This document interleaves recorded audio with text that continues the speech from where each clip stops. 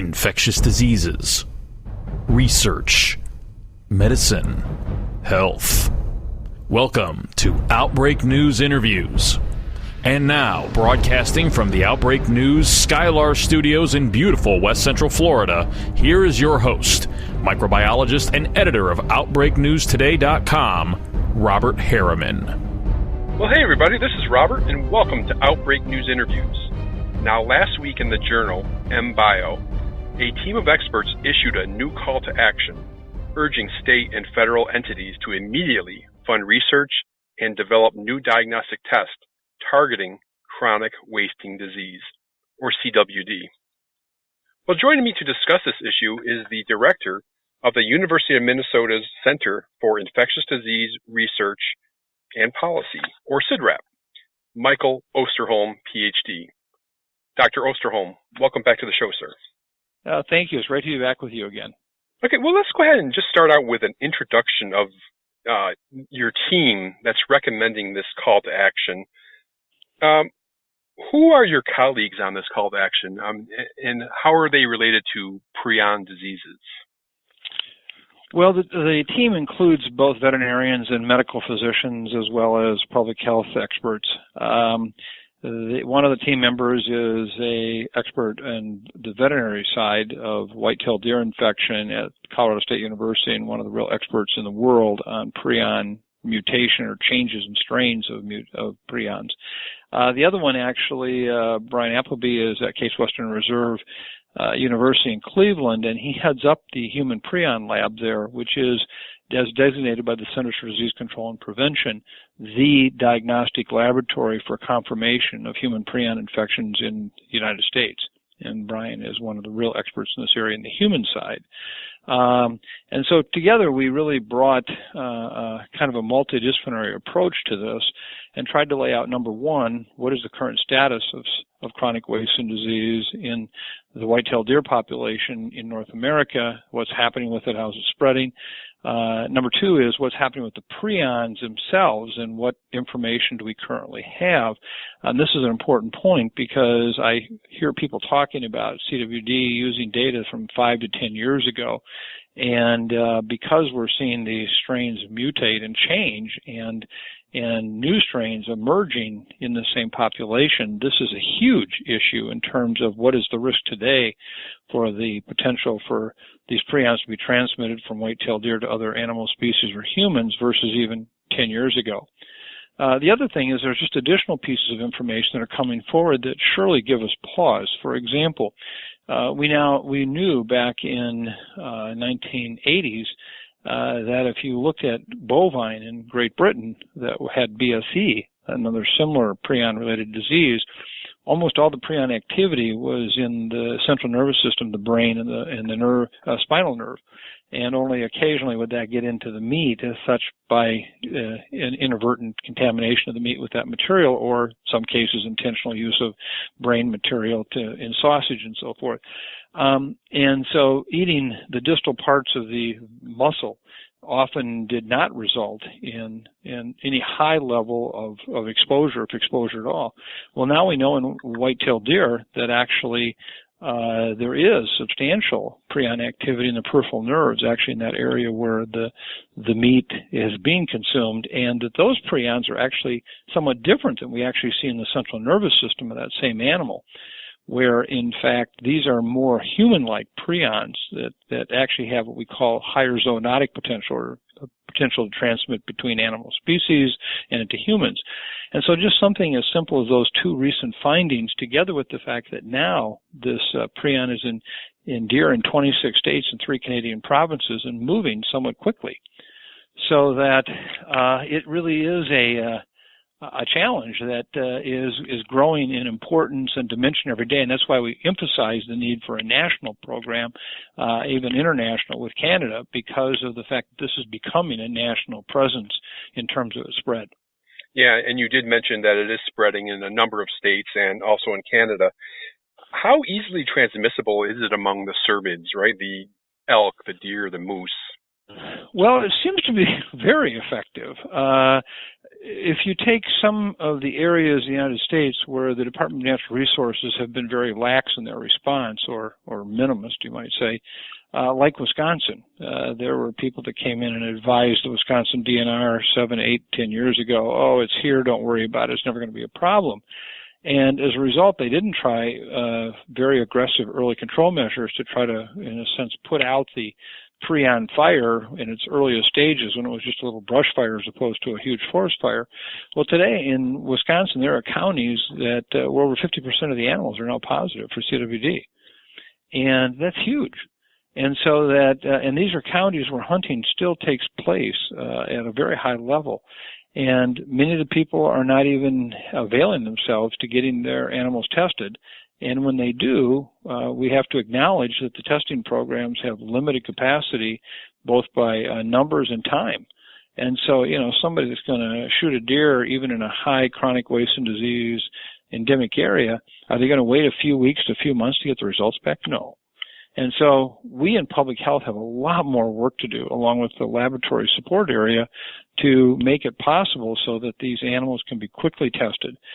We need to do more to stop the spread of it by what we call cervid farms. These are where trophy animals are moved and purchased from different farm to farm, and then someone will come and shoot them on the farm and now have their big rack for their living room.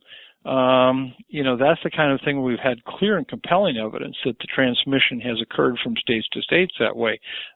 We provide great detail in our paper about just the states where we know that's happened. That's not the only way, of course. Transmission can also occur from just wild deer, particularly being moved. So one of the things that happens in the U.S. and Canada is people will often hunt out of state. They may go, a state like Wisconsin and Minnesota, you'll find that people come from many different states to hunt here. And so that one of the challenges we have is also how do we deal with that, because these prions are very stable in the environment. How do you dispose of carcasses? How do you make sure you're not moving the prion to a new area that way? So we have lots of challenges here today, and I have to say that I had concerns back in the 1980s and expressed them quite publicly about the risk of BSE transmitting to humans. And of course, we know in 1996 that reality unfortunately happened. I have even a much more concern today about this. I think that the potential for CWD transmission to humans is very, very real. Yeah, and you talk about the need of improvement for timely and accurate laboratory diagnosis. And another big concern that your team mentions is the possibility of interspecies transmission. And of course, the big deal there, of course, would be the transmission to humans. In fact, you write in the hypothesis, available data suggests that the risk of CWD transmission to humans is low, but not zero. Can you elaborate on that, please? Well, I think that if you look at what happened in England, even with BSE and the cattle, when you look at the number of people who actually consumed meat, bovine-based meat, and who got infected, it's still a smaller percentage.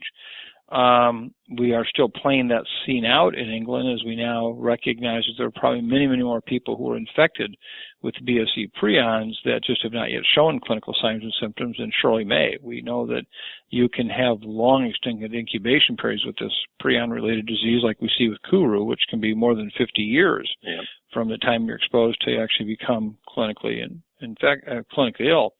So we don't know what the ultimate picture is going to be with BSE. And I think with this disease, the same thing is true. We don't know what the burden of illness might be among those who are infected and those who are asymptomatic. And unfortunately, it takes time to tell us that. And the problem is, for that time to take place means you've already been infected. And that's what we don't want to have happen. There should be, under no conditions can we accept, or should we accept, people getting infected with this chronic wasting disease, prion. Yeah, and you and your team, of course, are formulated some immediate steps that are needed, right, to mitigate this unnecessary risk of human exposure, and to increase our understanding of the transmission risk of CWD. Can you talk about that? Well, I think at this point, what we're really trying to do is just lay out a framework. We first of all can't do much if there's not major funding for research and development of better test methods, for control methods. Most of the funding for chronic waste and disease response has been state by state and largely has come out of deer hunting funds, licensing issues. And that is just a terribly inadequate way to fund this work, and it's very important. And, at least I surely hope this never happens, but if we do see chronic waste and disease cases in humans, and we can confirm that, I mean, this white-tailed deer hunting in the United States and Canada is going to go right off the cliff.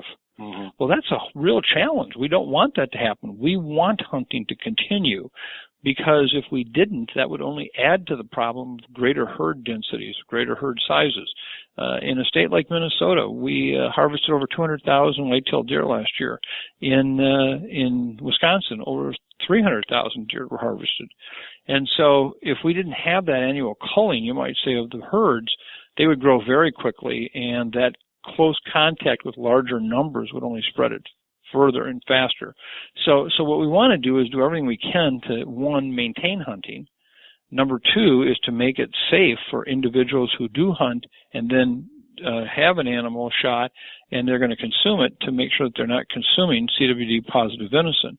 And three, we want to continue to work on how do we even limit it within the white-tailed deer itself. What can we do? And I mentioned conservative farming is one that's surely a problem. But also, when hunters hunt in one area of the country and then they take an animal back, 4 states away for its final consumption from where they live, that's potential to spread it to that area. So it's really a need right now, a clarion call need, that we need to have national responses with national resources, and just pray to God that we don't see human transmission. So how, Dr. Osterholm, how close are you to getting these resources? Well, we have several bills right now in Congress that have been stalled out, just sitting there.